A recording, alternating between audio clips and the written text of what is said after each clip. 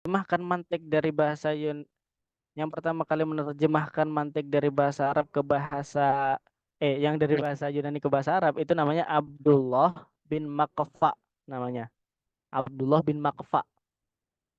Abdullah bin Makfa ini yang pertama kali menerjemahkan mantik dari bahasa Yunani ke bahasa Arab atas perintah siapa? Khalifah Abu Ja'far Al-Mansur.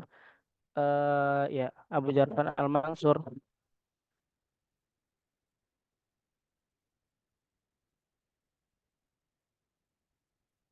Udah. Terus itu kalau di Arab ya. Makanya kan itu baru nanti muncul Imam Al-Ghazali yang Tuhfatul Falasifah itu.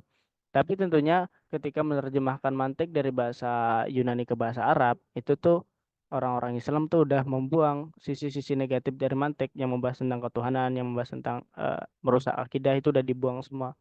Makanya kalau kita belajar Sulam Munawarraq tuh kan ada tuh yang Ibnu Solahi wa Nawawi Haroma wa qolal qaumi yang bagi ayu lama. Itu kan ada Ibnu Salah sama Imam Nawawi itu mengharamkan mantik. Karena apa? Karena emang zaman dulu mantik itu masih apa namanya bergabung atau masih menjadi satu sama mantik yang murni dulu, mantik yang Aristo itu.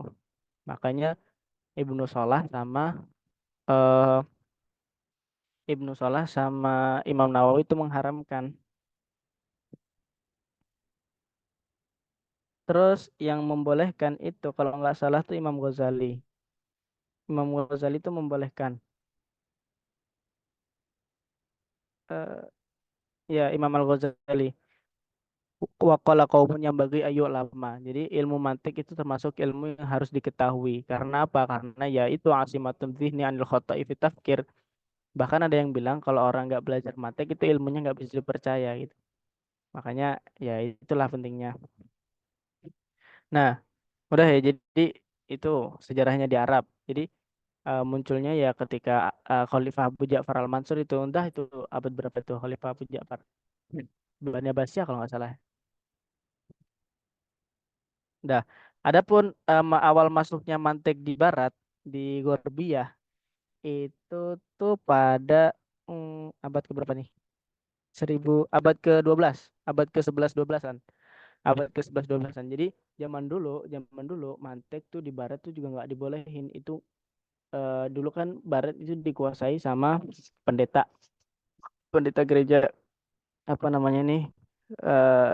Al-Aba Kanisiyah. Kanisah, Al-Aba'u Kanisah itu kayak pendeta gitu pas apa tuh? Kanisah itu kan gereja ya.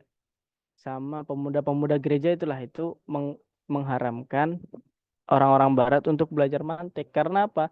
Karena mantik itu kan kayak ilmu yang membahas tentang hakikat sesuatu ya. Makanya ilmu ini tuh bisa merusak akidah orang-orang pada zaman itu di barat itu. Makanya dulu diharamin di barat itu sama para pendetanya.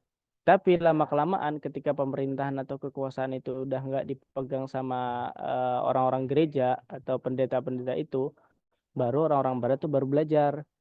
Belajarnya itu gara-gara juga yang kitab mantik dari ketika itu kan ada kayak hubungan gitu antara Arab sama Barat. Nah, setelah itu baru ada kitab mantik dari Arab yang diterjemahkan ke bahasa Barat.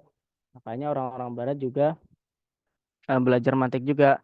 Terus itulah nanti berkembang, berkembang, berkembang. Akhirnya kayak filsafat atau mantiknya Aristoteles itu dirubah gimana, gimana, gimana gitu. Jadi gitu. Tapi kurang lebih filsafatnya Aristoteles atau ya yang dulu-dulu itu membahas tentang kayak tata cara debat gitu-gitulah intinya gitu. Kalau di sini mah al-jadal itu kan debat. Nah, kalau tarikh kurang lebih gitu sih bisa dibaca sendiri di terjemahan mungkin lebih Pak lebih jelas. Udah,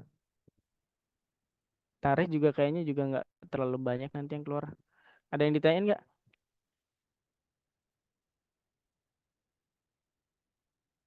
Halo,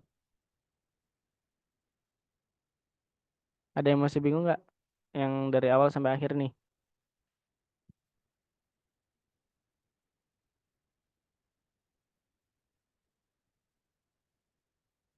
Halo, pada tidur ya? Lanjut aja kayaknya, insya Allah ngerti. Udah selesai. Oh udah. Ya. Kalau masalah ini latarnya baca di terjemahan aja ya.